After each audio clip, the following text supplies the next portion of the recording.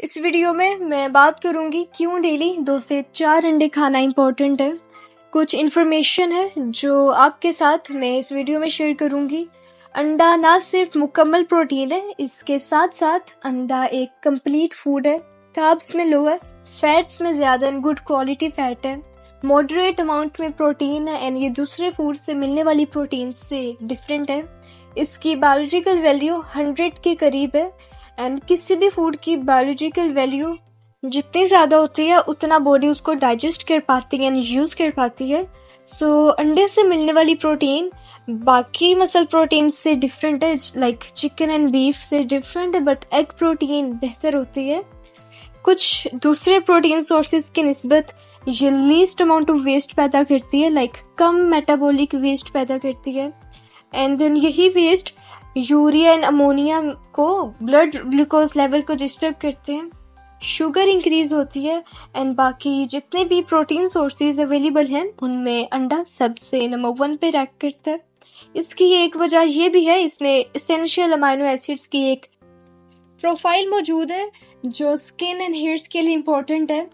अब जो अंडे में प्रोटीन है वो आपको सिर्फ एग वाइट से नहीं मिलती, अंडे के सफ़ेदी, बल्कि एग योक से भी मिलती है। अगर कोई सिर्फ एग वाइट खा रहा है एंड अंडे की जर्दी नहीं खा रहा तो वो एडिशनल मिलने वाली प्रोटीन मिस कर रहा है। इसको मैं डिटेल से एक्सप्लेन करूँगी। अंडे की जर्दी में प्रोटीन के साथ साथ फैट सोल्यूबल विटामिन भी पाए जाते हैं, जैसा कि विटामिन ए। अब विटामिन ए के बारे में एक इम्पोर्टेंट पॉइंट है, वो ये है बी कैरोटीन, जिसका जिक्र हमेशा विटामिन ए के साथ किया जाता है। ये विटामिन ए नहीं है, ये विटामिन ए का प्रिकर्सर है। बॉडी में जाने के बाद इसे विटामिन ए में कन्वर्ट किया जाता है और ये कन्वर्जन सिर्फ 30% तक रहती है। सारा बी कैरोटीन विटामिन ए में कन्वर्ट नहीं होता।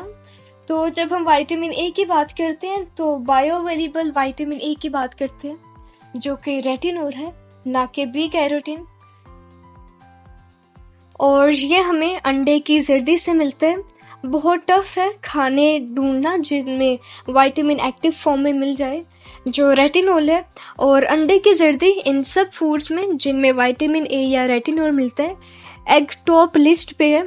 Skin health and vitamin A बहुत इंपॉर्टेंट है। विटामिन ए की वजह से हमारी स्किन ड्राई एंड रफ हो जाती है।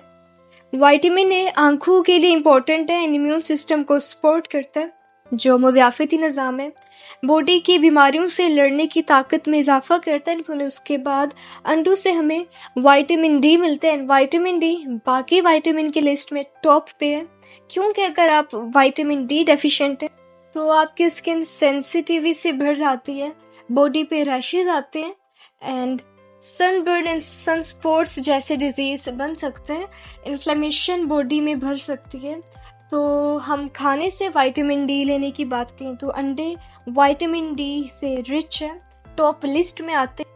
तो अब अंडों से विटामिन ए मिलता है जो स्किन को यूवी रेडिएशन से बचाता है, स्केरिंग से रोकता है, जो एक पावरफुल एंटीऑक्सीडेंट है जो कि स्किन को सिर्फ बाहर से नहीं बल्कि अंदर से भी हिफाजत करता है, उसकी टेक केयर करता है।